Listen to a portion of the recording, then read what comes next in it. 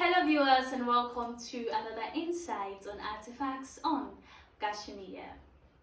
So imagine holding in your hand an object that has been touched by ancient civilization, witnessed great historical events and stood the test of time. Today, we embark on a journey through the fascinating world on the history of Cameroonian artifacts that were taken some centuries back by the Germans and the Europeans in general. So it's going to be an interesting one. Please stay connected. Heritages that have brought us here together today were acquired by Regardless under our new program, Web of Plunder. My respect goes, of course, to Chief Charles Taku, who has taken several initiatives, among other notables of the land, to ensure that we are here today. So there's just one question that keeps popping in my head though. Why did the Germans or the Europeans have to take something that we hold so dear? Something, because it's sort of a spiritual connection. We believe that it's like a spiritual connection to our ancestors. Yeah. So why did the German have to do that? Do you know why? Okay, this particular question has been ringing in my head as well for some time now. That's after I read the book written by Chief Charles Taku. Okay, so I'll try to summarize what I read in that book of his. So my respect first of all goes to Chief Charles Taku. In his book titled The Legal and Moral Conscience of Justice in European Collections of Colonial Provenance, the Bangwa Quest for Restitution and Reparations, he gave an intuition on how these artifacts left the Bangwa land and what measures are being put in place to bring them back to their land of originality. So in this book, he gave the history of how the Germans annexed Cameroon and got into the Bangwa land, from the date in which they got into the date in which they finally left. That's when Britain and France divided the southern Cameroon, that's when Britain and France divided Cameroon between them. So that's when after which they are driven the Germans out of Cameroon. So I'll try to be I'll try to summarize as possible. So in the late 1898, Gustav Conroe, who was the German agent, got into the Bangwa land and forced the king of Bangwa land, then Fontaine Masongani, to raise the German flag in the Bangwa land while he stayed there. So his mission to the Bangwa land was to recruit men who could work in a plantation along the Atlantic coast.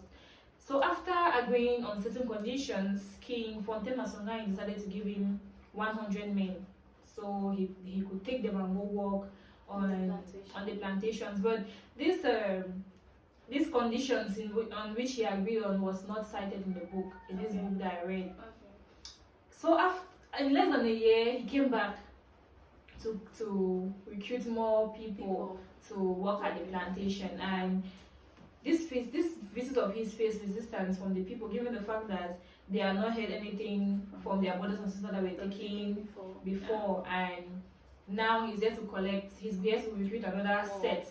Besides, I've been hearing rumors of the harsh treatment that these people go through at the plantation. So within a resistance, he tried to flee from the Bangwa land and he died. So because of his death, the German Expeditionary Army were deployed to avenge him, and when they got there, they imputed forced labor on the Bangwa people, collective humiliations, and most especially looting of these artifacts we are talking about today, and kept in different museums in different parts of Europe. And also in that process, the King Fontaine Masongani was exiled to Gara, and his subjects were left behind to suffer these traumatizing conditions. So for centuries now, Africans have really been some people who think they are empty. Not thinking. They know they are empty without their artifacts. Yes. So, but on June 2021, the light, like they said, it's always light at the end of the tunnel. light shone upon this Bangwa people in a conference organized by Peace. So in this conference, Chief Charles Taku, the person who wrote this book I just narrated the history of Cameroon annexation from, was a panelist on the topic law versus justice, and his call for concern was an international dialogue to take place between the owners of the museums and the affected victims. So after the conference, he receives an invitation from the Majesty Fond of Fontem, the current Fond of Fontem, to form the Municipal Museum in Brunswick, which he honored, and eventually they got into a dialogue with the Brunswick Municipality Museum and the museum in Cologne. That is, finally his efforts are beginning to pay off. So when I read all of this in that book that I came across, I was like, this Chief Charles Taku, who exactly is he? Because I didn't get his portfolio in that book of his. He just narrated the issue and it has skipped to the measures put in place to get these artifacts back. So, Ruth, do you have any idea who this Chief Charles is? This person is? Yes, I do. You know, luckily too, I read his book, so I became really interested in his personality. And then I had to also do some research on who this man is, and from what I got, they say Chief Charles Achaleke. Did I get that right? It should be Achaleke. Okay. Chief Charles Achaleke says he's a traditional chief from Cameroon, also an international lawyer of 37 trial experience. He specializes in international criminal, humanitarian law, and international human rights law and practice. He is also a historian and a descendant of Chief Fontem Asongani, right? Asongani? That makes much more sense now. Yeah, okay. So basically that's it, like his basic achievements, yeah. Okay, from all of what you said, he's some cultural inclined person. So I think that's the main reason why he's fighting. So this heritage, these treasures of the brown people could be brought back to their land. He says here that he fights for humanitarian law, international human rights, and practice. Exactly. So we get to understand why. It's just right that he should be at the forefront because he's descendant of the king in whom these artifacts were taken when he was ruling the Bangwa people. And I also read that he's the great grandchild or the great grandson of the king of Fontem Asongani. Reasons why he wants to avenge his bloodline. Okay, So thanks. In that same, on the 30th of March 2024, if I'm not mistaken, some artifacts, 8 in number, were brought to Yaoundé, and Gaza Media actually covered that event. So when I watched the production, I'd read this book, and I was like, it means his efforts have finally been yielding fruit.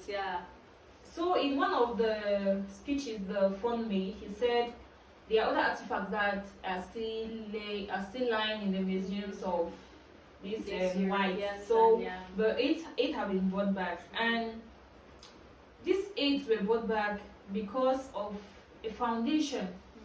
That foundation is the Regardless Foundation. So when I watched the production that Gaza Media sent out, I was like, this foundation, why are they working hand in glove with Dr. Charles Taku?